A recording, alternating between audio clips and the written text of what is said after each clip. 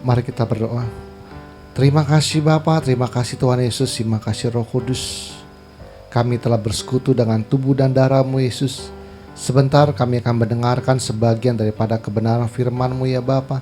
Sebelum itu segala puji, hormat, syukur kami naikkan kepadamu Bapa, kepadamu Tuhan Yesus dan kepadamu Roh Kudus, karena Engkaulah Allah Tritunggal kami yang Esa.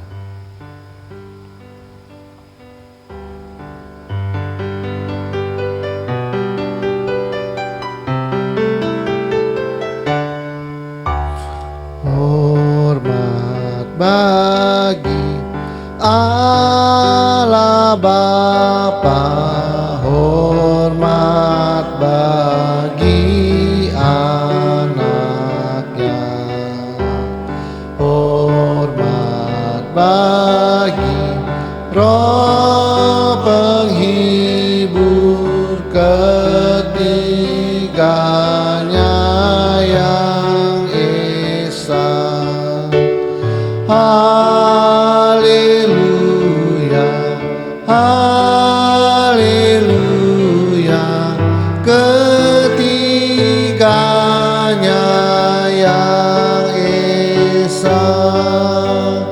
Haleluya, haleluya, ketiganya yang Esa. Ketiganya yang Esa, ketiganya yang Esa.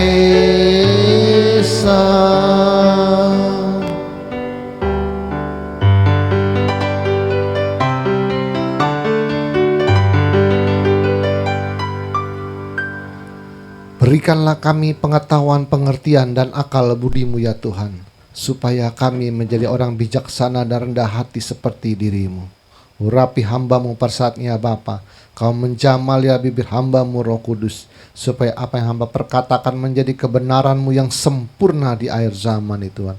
Sembunyikan hamba-Mu di balik salib-Mu, biarlah Engkau semakin besar dan hamba-Mu semakin kecil. Persiapan hati kami bagian tanah hati kami yang subur, supaya firman yang ditaburkan yang berbentuk logos tulisan mati menjadi rhema dalam kehidupan kami. Terima kasih Bapa, terima kasih Tuhan Yesus, terima kasih Roh Kudus. Di dalam nama Tuhan Yesus kami telah berdoa dan mengucap syukur. Haleluya. Kita yang percaya katakan amin. Mari kita mengucap salam kita. 1, 2, 3. Salutam en Christo en dunameon energemata. Salam di dalam Kristus, di dalam kuasa mujizatnya. Amin. Silakan duduk. Shalom semuanya. Kemarin doktrin teologi dan pengalaman rohani saya robohkan semua. Ada yang belum baca ya kemarin ya? Belum, udah baca? Ibu udah baca? Kalau ya Anda sering baca komen saya robohkan semua. Jadi orang itu saya berpikir gini. Orang itu kalau mengenal Tuhan itu maunya pakai logika. Logika itu dia mau bawa ke doktrin teologi. Jadi kalau kita banyak pengetahuan tentang Allah, orang itu menilai orang ini kenal Tuhan gitu. Terus orang yang banyak pengalaman rohaninya, ya berjalan bersama Tuhan, bisa pernah ke sorga neraka, ya bolak-balik segala macam, ya kan, bawa pengalaman, mukjizat segala macam. Orang menyangka orang itu sudah mengenal Tuhan. Maka saya bilang, kalau doktrin teologi secara logika pengetahuan itu dinilai untuk memastikan orang itu kenal Allah, atau pengalaman rohani orang itu dinilai sebagai patokan bahwa orang itu mengenal Allah, maka ATM berkata tidak memilih keduanya. Kalau doktrin teologi secara logika pengetahuan itu dinilai sebagai patokan orang mengenal Allah, dan pengalaman rohani sebagai patokan penilaian orang itu mengenal Allah, maka ATM berkata tidak memilih kepada keduanya. Tahu jawaban saya kemarin Bu ya? Udah baca? Loh, orang yang katanya S3 aja melakukan hal-hal yang kecil aja kagak ngerti. Setiap kebijaksanaan kita yang menimbulkan penderitaan bagi orang lain, itu kita tidak kenal Tuhan itu. Kalau kita anggap kita gabungin sekarang, seorang yang suka kita satu-satu dulu. Tadi doktrin teologi, logika, kenal Allah. Orang yang ngakunya S3 aja, ya, keputusannya kelihatan menciptakan pada penderitaan. Kalau dia menciptakan penderitaan bagi orang lain, artinya dia tidak kenal Tuhan. Pada S3 lah. Pengalaman rohani orang tentang mukjizat, tentang kesembuhan yang katanya pernah ke Hades, ke neraka, ke sorga, oke? Sebagai patokan kenal Allah, ya. Tapi ngomongnya perpuluhan dan warisan asli potong 10%, menurut saya itu tidak kenal Tuhan. Sekarang digabungan. Orang yang merasa doktrin teologinya S3 dan mempunyai pengalaman rohani, tapi kerjamu tiap hari memburuk-burukkan pemerintah, saya kira Anda tidak kenal Tuhan. Anda yang ngakunya doktrin teologi S3 dan mempunyai pengalaman rohani yang luar biasa, tapi kerjamu nipu sana nipu sini, saya kasih tahu itu tidak kenal Tuhan. Loh, dua-duanya udah punya loh. S3 pengalaman rohani lagi. Tapi saya lihat loh, Alkitab berkata ukurannya apa sih orang itu kenal Tuhan? Itu di dalam Titus 1 ayat yang ke-16. Mereka mengaku mengenal Allah, tetapi dengan perbuatan mereka menyangkal Dia, mereka keji dan durhaka dan tidak sanggup berbuat sesuatu yang baik. Orang bilang begini, jangan banyak cerita agama tentang saya, tapi tunjukkan agamamu melalui perbuatanmu. Benar gak? Kan gitu. Jadi orang mengukur bahwa kamu tuh kenal Tuhan itu dari mana? Tadi patokannya ada. Apa? Dengan perbuatan mereka menyangkal Dia, menyangkal Allah, mereka keji, durhaka, dan tidak sanggup berbuat sesuatu yang baik. Anda punya doktrin teologi S3, punya pengalaman rohani luar biasa, tapi pekerjaanmu tuh, ya, sampai pendeta bisa melecehkan jemaat pelecehan seksual, itu mereka keji, durhaka, dan tidak sanggup untuk berbuat baik dan menyangkal Dia. Anda mengaku mengenal Allah S3 dan punya pengalaman rohani luar biasa, tapi Anda teriak-teriak perpuluhan sampai mengatakan, Pak, saya belum sanggup bayar perpuluhan, tapi saya punya harta warisan dari bapak saya yang meninggal. Dia mengatakan, nanti kalau rumahnya dijual, itu potong 10%. Pak, itu bukan rumah saya, Pak. Rumah bapak saya baru meninggal, lalu diwariskan kepada saya. Terus kalau saya jual, saya harus setor 10%, Pak. Luar biasanya, Pak, luar biasa. Itu nanti bapak saya perasaannya gimana, Pak? Itu bapak saya warisan kepada saya. Nanti kalau saya jual, saya harus setor 10%. Kata Pak Dalang, katanya tanah warisan sawah saya 400 juta dari keluarga. Kalau saya jual, Pak D, itu pendeta dapat 40 juta. Bisa satu Honda PCX, kata yang baru, katanya. Ngeri, katanya. Mendingan saya nanam padi. Tanah warisan bapak saya itu kalau dijual 400 juta, kata Pak Dalang kemarin komen. Kalau 10%-nya aja hilang 40 juta, satu buah Honda PCX, katanya. Mendingan saya aja ya yang nikmati PCX-nya daripada saya kasih gereja. Ada itu.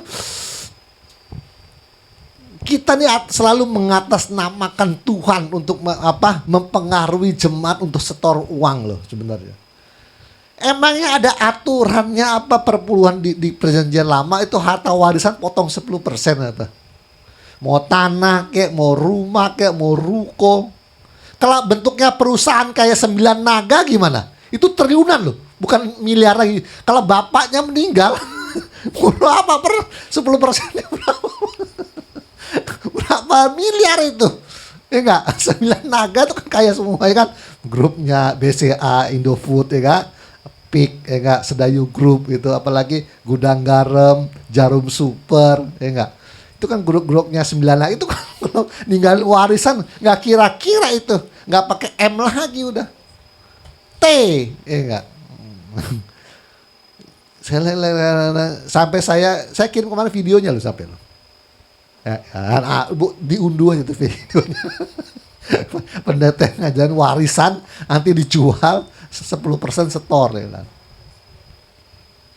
Ya ampun, untung di sini nih udah saya bebaskan semua dari doktrin perpuluhan, bebas sebebas-bebasnya. Jadi kadang-kadang saya kalau dengar pendeta khotbah perpuluhan, kadang-kadang tawa saya, kadang-kadang muak saya, kadang-kadang aduh duit mulu ya, kadang-kadang bingung saya. Anda ketawa nggak kalau ada pendeta khotbah? Tawa saya. Aduh, itu bukan rumah saya, Pak, rumah bapak saya baru meninggal. Itu diwariskan kepada saya. Kalau saya jual masa saya harus setor 10% sih? Aduh, nanti bapak saya di akhirat kalau tahu begini perasaan bapak saya gimana? Saya warisan kepada kamu, kamu jual kamu setor 10 juta gitu. Store 10% gitu. Kalau rumahnya harga 500 juta, kamu setor 50 juta gitu. Saya mah kadang-kadang suka senang sama orang duniawi, cari berpikirnya kadang-kadang bagus juga masalah yang kematian ya kan. Kita ini yang masih hidup aja suka bertengkar itu. Orang hidup perlu tanah untuk bangun ruko, ya enggak? Orang mati juga perlu tanah untuk kuburan, ya enggak? Jadi Anda antara orang mati dan orang hidup tuh masih bertempur, Pak, masih rebutan tanah, Pak. Enggak, sama dengan warisan, enggak. Bapak saya ninggalin saya warisan rumah seharga 500 juta, terus mau diperebutkan lagi, suruh jual store 10%. Gila ya, nggak ada habis. Kayaknya duit sampai liang lahat juga diuber. Ih, saya ini kayak mau marah nggak bisa, tapi gerem saya. Mau marah nggak bisa. Marah tuh salah lagi. Aduh, kadang-kadang. Oke, terus. Yohanes 8:32, dan kamu akan mengetahui kebenaran dan kebenaran itu akan memerdekakan kamu. Ya, jadi kalau kita tahu tentang kebenaran, itu kebenaran itu akan memerdekakan kamu. Orang yang terikat kepada sesuatu itu dia tidak bebas, dia tidak merdeka hidupnya, terkunci, ya kan? Kalau dia pura-puranya mau meninggalkan hal-hal perkara duniawi, ya kan? Hal-hal perkara duniawi, lalu dia lepaskan hal itu dan terikat oleh kondisi yang baru. Itu liturgi itu termasuk, kalau kita terikat itu juga kita sebenarnya adalah terikat penderitaan itu.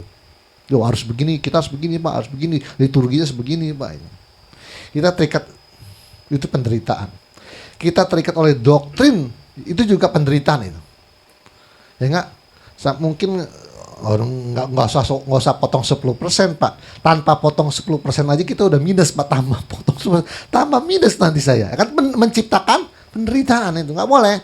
Kita ini patokannya, Anda perhatikan, pokoknya tidak boleh dia melekat. Kalau dia melekat menerima penderitaan itu nggak boleh. Dia hanya melekat kepada Kristus, dan itu memang harus dibayar dengan penderitaan. Karena cinta adalah penderitaan. Itu doang. Lainnya nggak boleh. Kalau Anda pikir secara rasio, secara logika, tentang pertimbangan hati nurani dan akal sehat, kalau itu memang menurut Anda itu namanya kayaknya memberatkan Anda lepas langsung. Gampang aja, lepas, saya lepas. Sampai ada yang bertanya kemarin di grup, gimana kalau Tuhannya itu tetap ngotot minta perpuluhan melalui ke gerejanya, Pak D. Dia bilang. Saya bilang ya ganti aja Tuhannya. Selesai.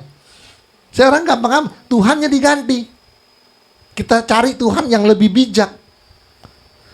Karena patokannya prinsip dari ATM. Maksudnya denger nih ATM. Kita semuanya sama, satu pemikir, satu visi. Segala sesuatu yang kita sembah, yang kita percaya Tuhan yang Maha Kuasa, dia harus lebih bijak dari diri kita. Dia harus lebih suci dari diri kita. Dia lebih logika dari diri saya. Itu aja patokan. Kalau dia tidak lebih bijak, tidak lebih logika, tidak lebih pertimbangan, ya, tidak lebih berakal budi, Tuhannya ganti langsung. Artinya salah ini. Saya mah gampang, kok Tuhan diganti? Ya, Tuhannya saya lebih bijak dari Tuhan gimana? Kan Tuhannya kasih ganti. Saya mah gampang aja. Saya cari Tuhan yang lebih bijak dari saya. Tuhan yang lebih penuh pertimbangan dari saya. Tuhan yang lebih berakal budi. Kenapa kok ATM sampai begitu? Iya, karena ini kan kalau mau kita balikin lagi kan dari dia, oleh dia, kepada dia. Yang bikin ATM sampai selevel ini, siapa yang bikin? Kan dia. Setelah pinter bisa dibalikin. Kan itu kan hukumnya. Anak Anda itu kok dari bodoh, dari bayi. Anda ajarin tentang kebijaksanaan, akal budi, logika, pertimbangan. Setelah nanti dia dewasa lebih pintar, dia bisa balikin ke kita. Wajar-wajar aja menurut saya. Kita yang harus lebih bisa penuh pertimbangan untuk bagaimana pemikiran anak kita ini bisa kita patahkan argumennya. Karena itu hasil didikan kita. Sama dengan Tuhan. ATM sampai selevel ini ada didikan Tuhan. Jadi wajar hal-hal yang tidak rasional, yang tidak bijaksana kita tentang semua. Karena apa? Loh, ini kan didikan Tuhan sampai seperti ini. Loh, kok Tuhan mana ngajarin yang kurang logika? Otomatis karena Tuhannya tidak bisa diganti, kan otomatis kan dia ngajar kita. Otomatis konsep-konsep lama, doktrin-doktrin lama dibuang semua mate. Yang udah nggak bisa pakai lagi. Artinya, wah, konsep seperti itu nggak bijak gitu. Wah, doktrin seperti ini pemahaman yang nggak bijak ini. Buang semua udah nggak ada ampun gitu. Daripada Tuhan yang nanti saya ganti, kemudian konsep-konsep pemikir pertimbangan doktrin. Kalau saya berbicara tentang anugerah umum dan anugerah khusus itu masuk dalam doktrin teologi. Kalau saya berbicara tentang inspiration dan illumination itu masuk doktrin teologi. Kalau saya berbicara tentang general revelation dan special revelation itu ada di dalam doktrin teologi. Kalau Anda sekolah teologi itu ada semua. Tapi kadang-kadang ini karena pemikirannya sempit, ATM itu suka menambahkan istilah yang baru. Misalnya kalau dalam doktrin teologi kan ada namanya predestinasi, takdir ilahi namanya. Ya, di dalam doktrin teologi ya cuma gitu. Kamu sudah ditetapkan sebelum dunia dijadikan. Ya sekarang kamu sedang menjalani ketetapan Tuhan. Kamu ditakdirkan seperti ini untuk diselamatkan. Sampai di situ. Jadi dia punya istilah itu habis. Makanya di dalam ATM saya tambahkan lagi. Takdir sebelum kamu diciptakan, sebelum itu namanya apa? Koda. Kau telah memilihku sebelum dunia dibentuk. Itu takdir sebelum kau lahir. Namanya koda. Takdir waktu engkau menjalani namanya kodar. Nah, tambahin lagi. Itu istilah yang baru. Ada lagi istilah yang baru di ATM apa namanya? Kristen adalah sebenarnya apa? Kasih karunia, pilih kasih. Itu enggak ada. Anda boleh cari di S3. Enggak ada istilah itu. Hanya ada di ATM. Karena orang itu gini, terdoktrin apa namanya? Kalau pilih kasih itu kan nggak bagus gitu. Menurut pertimbangan manusia, benar? Manusia itu berusaha supaya karakter pilih kasih ini jangan disematkan kepada Tuhan. Masa Tuhan pilih kasih sih? Kan kita semuanya harkat dan martabatnya sama di hadapan dia. Nah, jadi konsep pilih kasih ini manusia takut untuk menaruhnya di pribadinya Tuhan. Jadi makanya dia bilang, mana mungkin Tuhan itu pilih kasih. Padahal yang namanya divisi pilih kasih adalah seseorang memperlakukan berbeda dalam dua orang. Kan beda perlakuan. Itu pilih kasih namanya. Apapun Anda sebutannya. Makanya saya berani mengatakan bahwa kekristenan adalah kasih karunia pilih kasih. Loh, Tuhan memperlakukan makhluk sama memperlakukan Kristen sama enggak? Enggak. Kita bisa jadi Kristen karena ditarik oleh Bapa. Loh, diperlakuannya beda. Kenapa yang lain tidak ditarik? Diperlakuannya berbeda. Maka saya terang-terangan ngomong, ini namanya kasih karunia pilih kasih kok. Ini tidak ada doktrin dalam teologi, hanya aja di ATM. Masalah kemarin lagi kita bahas lagi apa? Itu kan perenungan semua. Kecuali mati martir ya, kecuali mati martir. Di luar mati martir, maka setiap segala sesuatu kematian itu harus apa nih? Dibagi lagi kematian dua nih, ya, supaya pintar. Kalau orang Kristen matinya harus husnul khotimah, mati dengan mulia. Kalau seorang Kristen matinya kusnul khotimah atau mati terhina, saya pastikan ada di Hades. Di luar mati martir. Nah, kalau Paulus kan kayak dipenggal kan, itu kan mati martir Pak, membela iman. Karena kalau mati martir ini dia susah. Karena dia membela imannya, membela penginjilannya, beda, susah. Sekarang gini, kata orang, pendeta yang luar biasa urapan lalu mati bunuh diri, itu termasuk kusnul khotimah atau husnul khotimah? Kusnul khotimah, matinya terhina karena dia mati bunuh diri. Saya langsung pastikan lu pasti di Hades. Yang namanya husnul khotimah, yang mati mulia adalah urutannya yang alami. Lahir, tua, sakit, dan mati. Nah itu dia. Itu kalau dia mati karena udah tua ya udah, sakit ya udah. Tapi masih ada juga sih perenungannya juga. Ya, matinya karena apa ini? Matinya karena apa juga ya? Ya masih banyak. Misalnya, Pak, matinya karena HIV, Pak, gimana Pak? HIV itu dicek dulu. Itu karena suntikan atau karena seks bebas. Seandainya orang itu HIV karena seks bebas lalu bertobat, pertobatannya diterima Tuhan nggak? Terima dong, karena dia masih ada napasnya, ya. Masih terima. Permasalahannya jasadnya mau disembuhkan atau tidak oleh Tuhan itu terserah Tuhan. Karena HIV itu kan menggerogoti imun tubuhnya, pelan-pelan dia, rontok dia. Ada lagi cerita. Ada seorang penginjil perempuan menginjil di daerah, lalu matinya diperkosa. Oke? Itu husnul khotimah apa kusnul khotimah? Kusnul khotimah, matinya terhina. Tapi orang bisa berkata, oh dia pasti ada masuk surga selamat karena dia matinya di dalam penginjilan.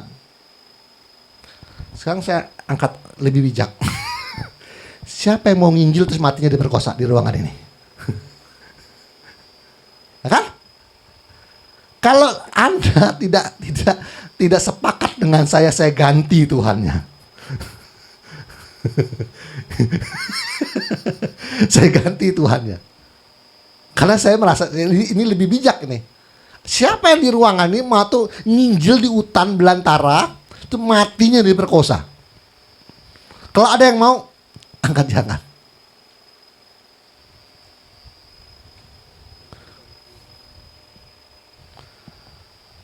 Setahu saya, belum ada orang yang martir ya, itu karena iman mempertahankan Injil.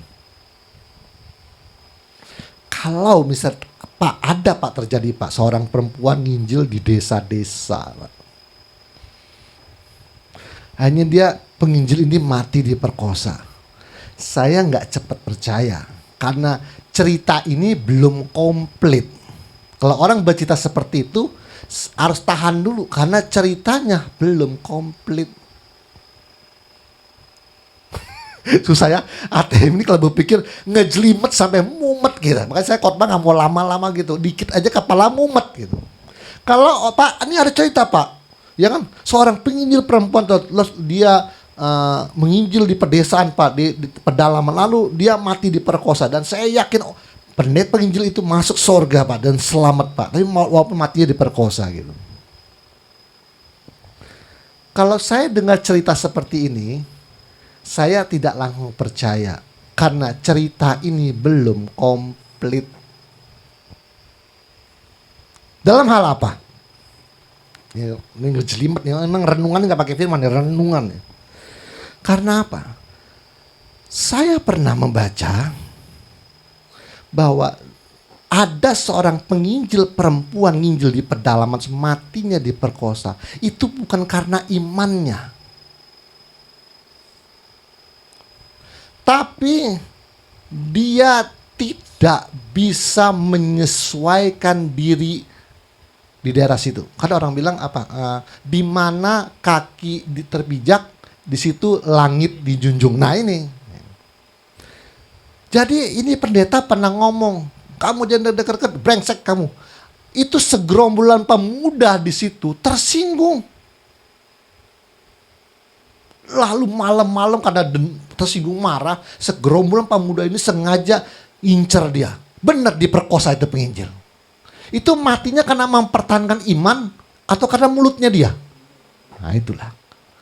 Makanya saya bilang kalau Anda pernah mendengar seorang perempuan menginjil diperkosa, jangan percaya dulu, tahan dulu karena ceritanya belum komplit. Karena saya mau menghindar dari kata mati diperkosa karena menginjil. Belum tentu juga. Karena itu termasuk dalam ruang lingkup kusnul khotimah, mati dengan terhina.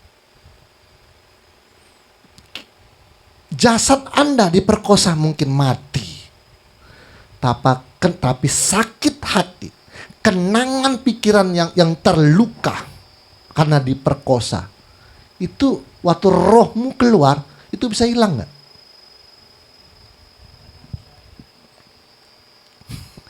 Sakit kepahitannya diperkosa, kenangan itu waktu engkau mati dan rohmu keluar, itu hilang nggak? Nggak hilang. Semua apa yang pernah kau alami itu kan terkenang-kenang di dalam memori batin, memang dalam hati, dalam roh kamu. Orang kaya dan orang Lazarus aja ngobrol di akhirat aja masih saling ingat kok. Wah, saya masih ingat, keluarga saya masih ada 5 yang hidup katanya. Ingat semua dia. Apalagi kamu mati diperkosa, terus kamu bilang sampai di hadapan Tuhan, saya bersyukur Tuhan, saya sudah mempertahankan iman dan saya mati diperkosa loh Tuhan. Itu masuk ruang lingkup kusnul khotimah. Mati terhina. Kalau kau memang mempertahankan iman, itu matinya bukan diperkosa, tapi apa? Dipancung, dibunuh. Kalau masuk dalam ruang lingkup mati martir dan mau masuk husnul khotimah. Kalau Anda seorang pengedar narkoba, nah bahas lagi kemarin supaya ini lebih merasuk. Kalau Anda seorang pengedar bandar narkoba ditangkap oleh polisi, lalu dijatuhi hukuman mati, terus sebelum melaksanakan eksekusi, biasanya ada 10 tahun memang untuk berkelakuan baik. Anggap selama seruangan 10 tahun ini ada pertobatan, pendeta datang untuk nginjil. Lalu Anda bertobat. Pertobatnya diterima? Ya, oke. Tapi saya akan membuktikan pertobatnya diterima atau tidak oleh Tuhan, atau orang itu benar-benar bertobat atau tidak. Gampang hasilnya, untuk membuktikan bahwa orang itu benar nggak sungguh-sungguh bertobat atau tidak, gampang. Kalau hukuman kematiannya tetap dilaksanakan, kusnul khotimah. Tapi kalau sampai dari hukuman mati ini menjadi seumur hidup, pertobatannya diterima Tuhan. Nanti kita bareng-bareng lagi nih. Ini mati diperkosa, ini mati bandar narkoba. Oke, nanti ketemu berdua di akhirat menghadap Tuhan. Terima kasih Tuhan, aku selamat masuk surga. Lihat Tuhan, kepalaku bolong bekas pelor karena hukuman mati Tuhan. Yang satu bilang, Tuhan lihatlah vaginaku robek karena diperkosa Tuhan, tapi aku masuk surga. Kok gak masuk logika ya? Ini Tuhannya saya ganti lah model begini. Ya namanya dor kan pasti ada bolongnya di sini. Ya, hukuman mati kok kalau nggak bolong di sini atau bolong di sini. Kalau nggak di jantung, lama ada 10 penembak hukuman mati. Terus Tuhan Yesus bilang, kenapa aku mati diperkosa Tuhan? Kenapa aku mati sampai hukuman mati? Rasano.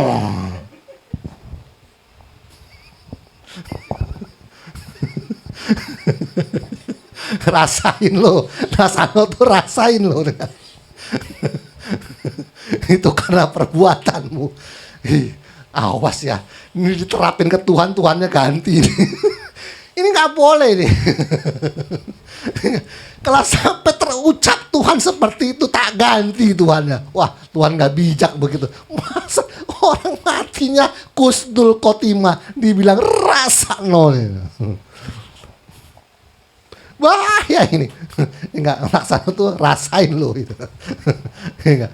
Jangan, enggak. Dalam didikan kepada Tuhan itu pokoknya gambarannya penuh cinta kasih, penuh kebaikan, kesucian, kebenaran, kebijaksanaan, kelogikaan, sangat berakal budi. Nah, cuma masalahnya ukuran, kan bedanya cuma di ukuran kasih karunia-Nya.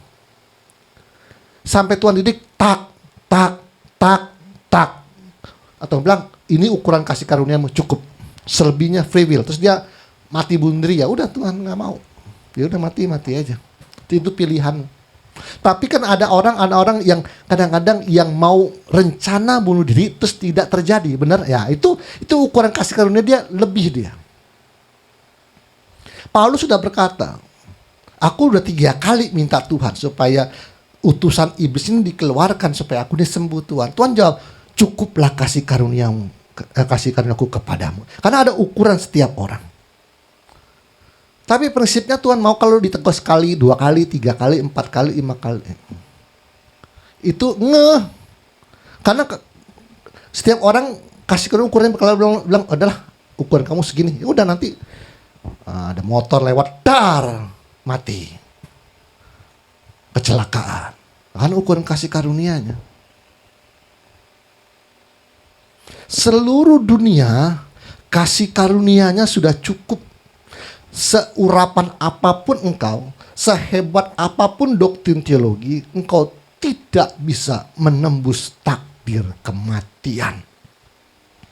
Itu ukuran kasih karunia Tuhan. Dan Anda boleh bermegah di dalam Tuhan. Untuk di ATM dikasih pol. Kalau enggak pol, visinya enggak selesai.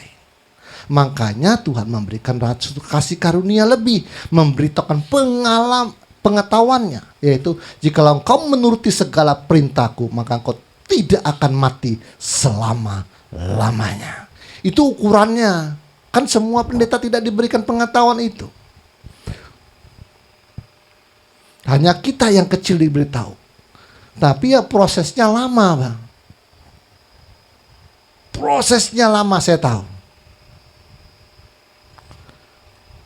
Kadang-kadang bisa maju mundur juga kita. Kelabakan juga maju mundur. Karena apa? Bosan yang namanya miskin. Ya loh, saya lebih jujur. Saya di mimbar ngomong, bosan yang namanya miskin. Kita mau gerejanya besar, duitnya banyak hal yang bisa kita lakukan. Ini cuma dia kasih pengetahuan, knowledge-nya doang. Pengetahuan, knowledge-nya doang. Gimana Ibu Gam? Dikasih knowledge dong, pengetahuan terus.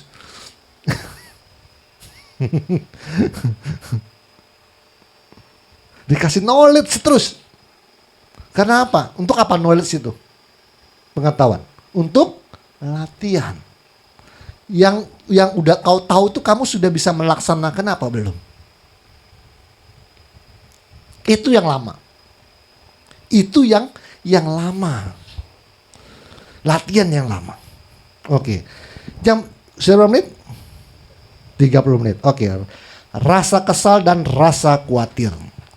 Ada dua perasaan yang timbul dalam hati manusia yang agak sulit dilenyapkan, tapi bukan berarti tidak dapat dilenyapkan.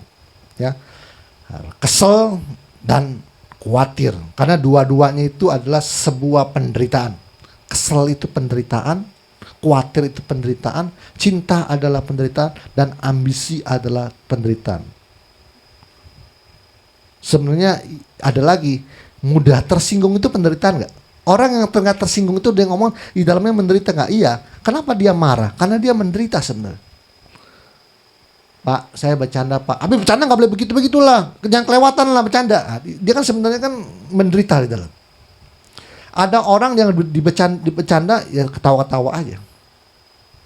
Tapi memang kita sebagai orang yang bijaksana, bencana memang tidak boleh kelewatan. Karena setiap kekuatan batin manusia itu berbeda-beda. Nggak usah kelasnya Jumat awam, kelasnya Tong Samcong aja. Kalau dia lagi mitofo, dijitak sekali dari belakang, tak gitu kepalanya itu, pasti dia nggak marah, dia balik mitofo. Dia berpikir positif, mungkin nggak sengaja itu kan, benar? Saat dia balik lagi, mitofo Tong Samcong, iseng-iseng sekali lagi, tak gitu. Dia pasti balik. Belum mukul, tapi dia kenapa ya? Itu udah mulai ngegerem dia. Balik lagi dia. Tong Samcong. Sekali lagi, tak gitu. Langsung. Kira-kira marah nggak? Iya. Karena apa? Dia ada batas kekuatannya. Dalam bercanda juga begitu. Nggak boleh kelewatan. Ada batasnya. Manusia itu ada batasnya. Cuma memang kalau yang ada orang yang limitnya tuh rendah, sedikit aja kesinggung, baru naik 1% kesinggung gitu. Nah, yang begitu tuh harus diperbaiki, nggak boleh cepat tersinggung, cepat kesel, cepat tersinggung, cepat jadi limitnya sedikit sekali dia. Makanya kasih itu sabar, panjang sabar. Nggak boleh, kasih itu bukan pemarah, yang cepat itu yang harus diperbaiki. Anda bayangkan, kalau Tuhan tuh cepat bawaannya kesel tuh gimana? Kalau Anda bayangkan Tuhanmu itu yang di sorga bawaannya kesel ya, cepet ya. Langsung dia kayak dewa Zeus tuh, petir tuh ditangkap, empator, rasano. Ya, bisa tiap hari petir nyambar terus. Kenapa? Tuhan itu bawaannya kesal terus. Nah itu kan maksudnya limitnya Tuhan. Kenapa Tuhan itu nggak selalu lempar petir? Ya, karena dia limitnya tinggi, panjang, sabar, tidak mudah tersinggung, sabar dia, tinggi dia, nggak gampang. Kalau kelewatan nanti dia kayak Los Angeles ya kemarin ya. Kemarin Los Angeles kemarin. Ya, yang satu kota habis. Nah, banyak orang bilang orang sedikit-dikit kalau bencana alam ya. Ada yang komplain nih. Sampai sini dulu ya. Ada yang komplain bikin postingan. Orang itu suka setiap ada bencana alam selalu dikaitkan dengan agama, dengan rohani dan Tuhan dia bilang. Padahal itu kan cuma bencana alam biasa namanya hutan terbakar terus nyamber kota Los Angeles kan biasa aja gitu. Kenapa harus seperti dinilai bahwa itu pasti kota itu tuh kota bejat, banyak penuh kejahatan, pasti itu gini.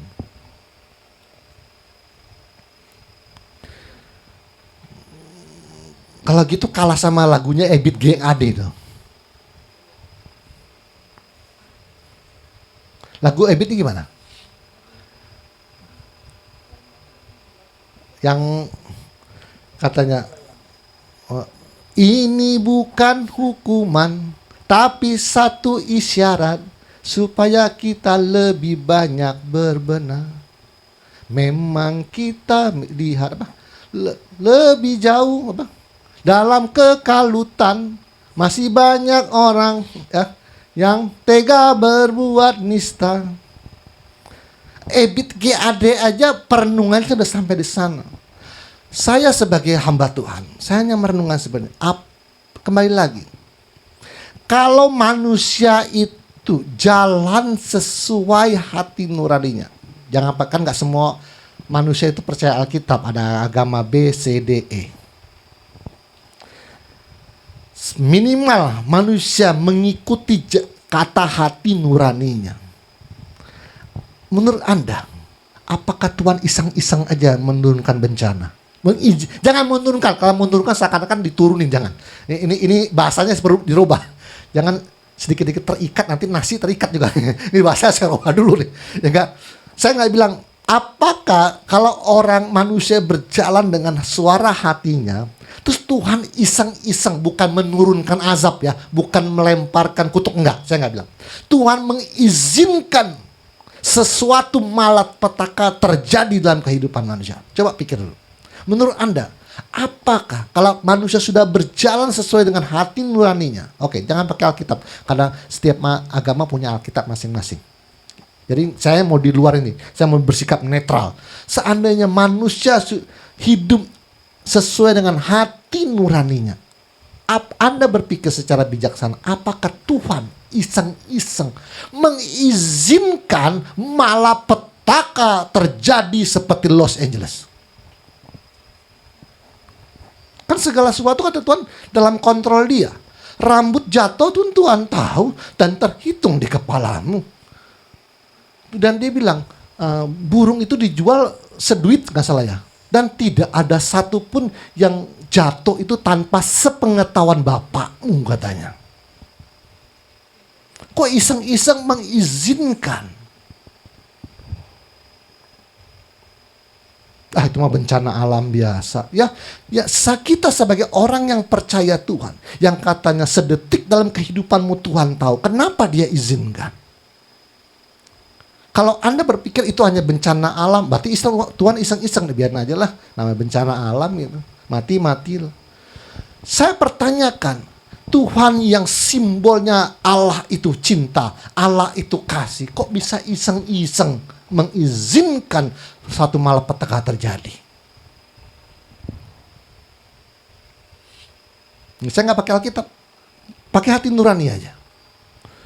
Kan memang hati nurani tidak bisa memenuhi standar Tuhan. Saya tahu. Tapi apakah Tuhan iseng-iseng mengizinkan hal itu terjadi? Saya sebagai hamba Tuhan percaya, walaupun yang matinya tidak banyak di Los Angeles, itu adalah teguran bagi Tuhan. Karena Tuhan bisa menggunakan apapun di dalam kehidupan manusia untuk supaya manusianya Kita kan hanya membaca dari sosial media. Kita tahu nggak di Los Angeles itu kerjaannya apa tiap hari? Coba cari di Google dulu, kerjaannya apa sana? Sana itu kumpulan pada artis. Hah? Apa di sana kumpulan LGBT? Apa di sana perkumpulan seks bebas? Atau perkumpulan mabok-mabok? Apa pesta pora? Atau saya nggak tahu. Sebenarnya Los Angeles itu kerjaannya masyarakatnya ngapain aja? Ada yang tahu? Buka Google. Apa? Hah? Judi. Makanya dia pasti ada. Memang yang mati juga nggak banyak kok, nggak lebih dari 10 orang saya tahu Los Angeles. Tapi itu pasti teguran.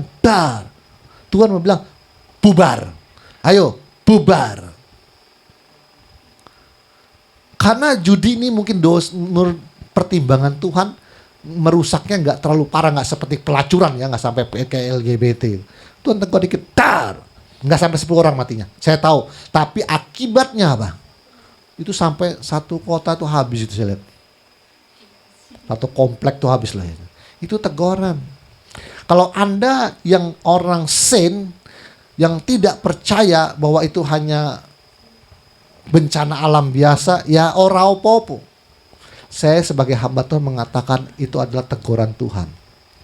Saya tidak tahu apa yang dilakukan orang Los Angeles setiap harinya, tapi pasti ada teguran Tuhan. Oke?